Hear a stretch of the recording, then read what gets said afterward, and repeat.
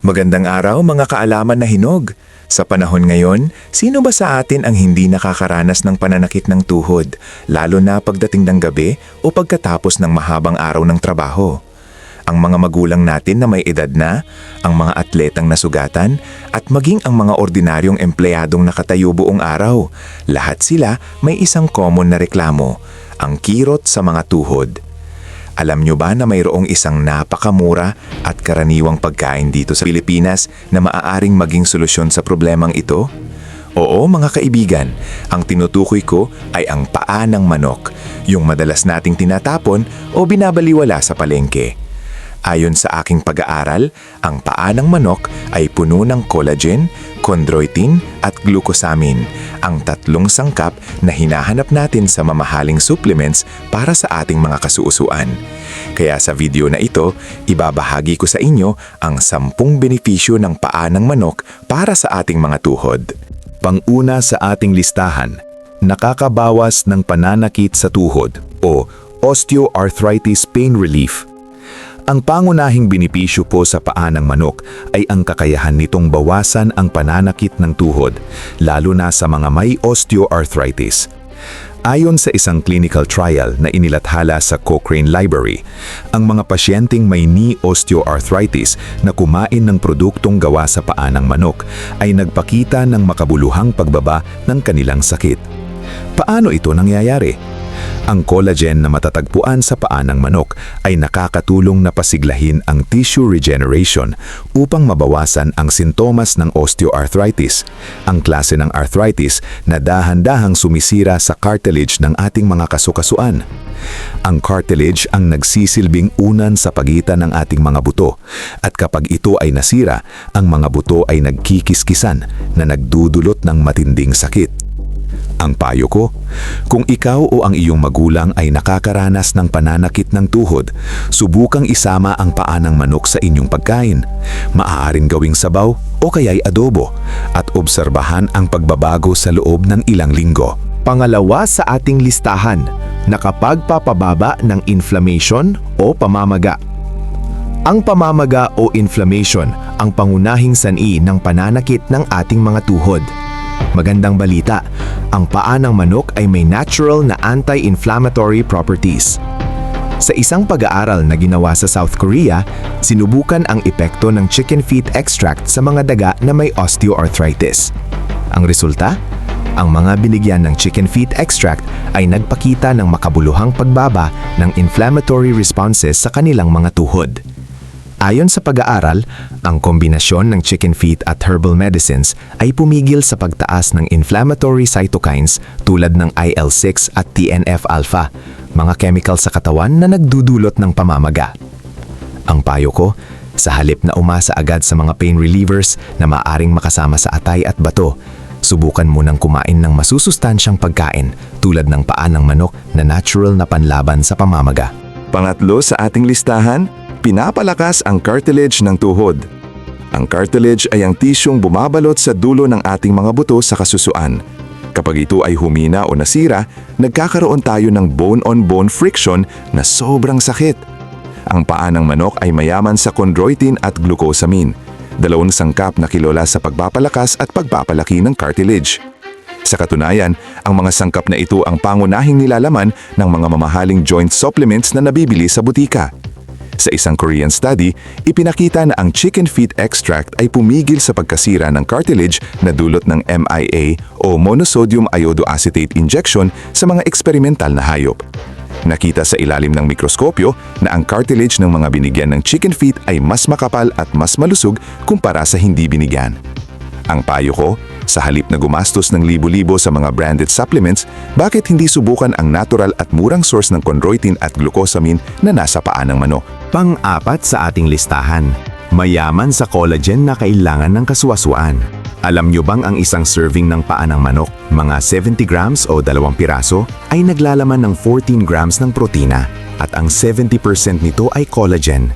Ang collagen ang pangunahing sangkap na protina na nagbibigay ng hugis, lakas at resistensya sa ating balat, tendons, muscles, buto at ligaments. Sa ating mga tuhod, ang collagen ay kritikal para mapanatili ang tibay ng cartilage at connective tissues.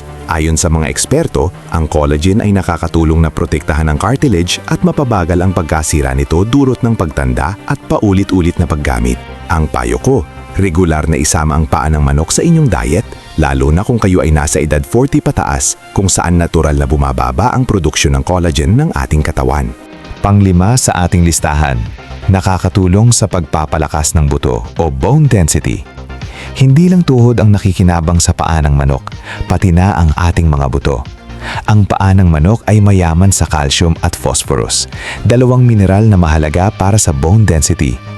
Ayon sa isang Chinese medical expert, ang bawat 100 grams ng paa ng manok ay naglalaman ng sapat na calcium. Ang calcium ay mahalaga hindi lamang para sa malakas na buto, kundi para na rin sa maayos na paggana ng ating mga kalamnan at nerves.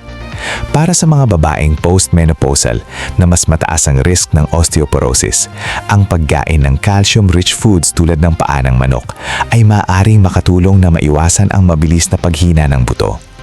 Ang payo ko, kung ikaw ay nasa edad 50 pataas o may family history ng osteoporosis, huwag kalimutan ang calcium mula sa natural na pagkain, kasama na ang masustansyang sabaw mula sa paa ng manok. Mahalagang paalala at babala. Bago kayo tumakbo sa palengke at bumili ng isang sako ng paa ng manok, may ilang bagay po tayong dapat tandaan. Una, ang paraan ng pagluluto ay mahalaga. Ang pinakamalusog na paraan ng pagkain ng paa ng manok ay ang paggawa nito ng sabaw or broth, hindi ang deep frying. Kapag ito ay pinirito, nagkakaroon nito ng trans fats na nakakasama sa puso at nagtatanggal ng mga health benefits nito. Pangalawa, siguraduhing malinis ang inyong bibilhin. Iwasan ang mga paa ng manok na mukhang marumi o may ammonia burns, mga parang kalyo na dulot ng pagtayo ng manok sa sarili nilang dumi. Hugasan ng maigi bago lutuin. Pangatlo, ang paa ng manok ay may maliliit na buto na maaaring panganib lalo na sa mga bata at matatanda. Siguraduhing ingatan ang pagkain nito o kaya'y gawing sabaw na sinala ang buto. Pang-apat, bago mangyaman sa collagen ang paa ng manok, tandaan na ang collagen ay kailangan pang i-breakdown ng katawan bilang amino acids bago magamit. Hindi lahat ng collagen na kinakain natin ay diretso sa ating mga tuhod. Ito ay pinoprocess pa ng katawan kung saan ito kinakailangan. Panglima, kung kayo ay may gout o mataas na uric acid, kumonsulta muna sa inyong doktor bago regular na kumain ng paa ng manok. Bago man hindi ito kasing taas ng purines ng ibang karne, mas mainam na mag-ingat pa rin. Baka naman po, total wala naman kinikita ang channel namin, baka po kahit sa pag-like lang po dito sa video at subscribe, okay na po. Maraming salamat po. Pang-anim sa ating listahan, nagtataas ng hyaluronic acid para sa lubrication ng tuhod. Alam nyo ba na ang ating mga kasukasuhan ay may natural na langis na tinatawag na synovial fluid at ang isang mahalagang component nito ay ang hyaluronic acid. Ang hyaluronic acid ay isang water-retaining molecule na nagbibigay ng lubrication at nagsisilbing shock absorber sa ating mga tuhod. Ayon sa pananaliksik, ang pagkonsumo ng collagen mula sa paa ng manok ay nakakatulong na pataasin ang antas ng hyalulutawan. Kapag mataas ang hyaluronic acid, mas magiging lubricated ang ating mga kasukasuhan at mas mababawasan ang friction na nagdudulot ng pananakit at pagkasira. Ang payo ko, para sa mga atleta o sa mga may trabahong nangangailangan ng mabibigat na physical activity, ang pagkain ng paa ng manok ay maaaring makatulong na protektahan ang inyong mga tuhod mula sa premature wear and tear. Pang-pito sa ating listahan, nakakatulong sa pagpapabuti ng sirkulasyon ng dugo sa paligid ng tuhod. Ang magandang sirkulasyon ng dugo ay mahalaga para sa kalusugan ng ating mga tuhod dahil ito ang nagdadala ng nutrients at oxygen sa mga tissues at nag-aalis ng waste products. Ang paa ng manok ay naglalaman ng iron at iba pang minerals na nakakatulong sa paggawa ng red blood cells. Sa isang pag-aaral, ipinakita na ang chicken feet proteins ay maaaring makatulong sa pag-manage ng joint pains at may anti-hypertensive properties na nakabubuti sa circulation. Kapag maayos ang daloy ng dugo sa ating mga tuhod, mas mabilis ang paggaling ng mga micro-injuries at mas nababawasan ang pamamaga. Ang payo ko, para sa maximum na benepisyo, gawing sabaw ang paa ng manok at inumin ito ng mainit. Makakatulong ito hindi lang sa inyong tuhod, kundi sa buong sirkulasyon ng katawan. Pangwalo sa ating listahan, nakakapagpabagsak ng risk ng osteoporosis sa pagtanda. Ang osteoporosis o ang panghihina ng buto ay isang malaking problema lalo na sa mga matatanda. Kapag humina ang buto sa paligid ng tuhod, mas nagiging prone ito sa fractures at mas mabilis ang pagkasira ng kasukasuhan. Ang collagen mula sa paa ng manok ay ipinakita sa mga pag-aaral na nakakatulong sa pagpapalakas ng bone mineral density. Sa isang taon na pag-aaral sa 102 na kababaihan, ang mga umiinom ng 5 grams ng collagen peptides araw-araw ay nagpakita ng pagtaas ng bone mineral density at synthesis, habang ang control group ay nagpakita ng bone degradation. Ang payo ko, kung mayroon kayong magulang na nasa edad 60 pataas, regular silang painumin ng sabaw ng paa ng manok. Simple lang itong gawin, ngulit malaki ang maitutulong sa kanilang bone health. Pangsyam sa ating listahan, mayaman sa folate, vitamin B9 para sa cell repair. Ang folate o vitamin B9 ay mahalaga para sa DNA synthesis at cell repair. Ibig sabihin, nakakatulong ito sa ating katawan na ayusin ang mga damaged tissues, kasama na ang nasirang cartilage sa ating tuhod. Ang paa ng manok ay isang magandang source ng folate na may 15% ng daily value sa bawat serving. Kapag regular tayong kumakain ng pagkaing mayaman sa folate, mas nagiging epektibo ang ating katawan sa pag-repair ng mga micro-damages sa ating mga joints na naipon dahil sa araw-araw na paggalaw. Ang payo ko, isama ang paa ng manok sa inyong regular na pagkain, hindi lang dahil sa collagen, kundi pati na rin sa iba pang nutrients tulad ng folate na sumusuporta sa overall tissue health.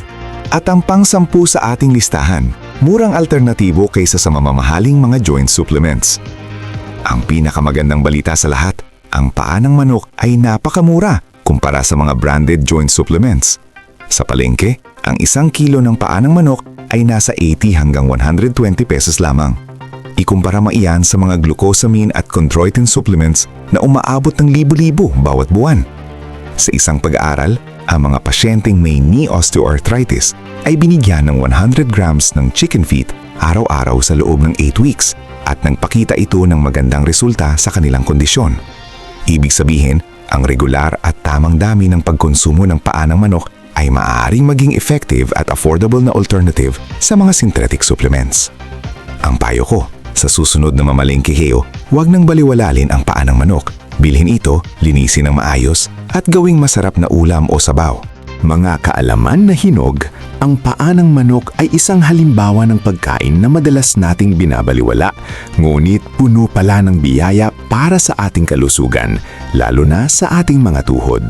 Sa panahon ngayon na ang gamot at supplements ay napakamahal, ang pagbalik sa mga natural at tradisyonal na pagkain ay mas okay pa rin.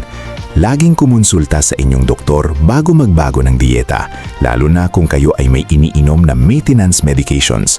Ibahagi natin ang video na ito sa ating mga magulang, lolo at lola, at sa lahat ng may nararamdamang pananakit ng tuhod. Baka ito na ang simpleng solusyon na inahanap nila sa mahabang panahon. Maraming salamat po sa inyong panonood. Ingat po tayong palagi at alagaan natin ang ating mga tuhod. Kakailanganin pa natin ito sa mahabang paglalakbay ng buhay. God bless po sa ating lahat.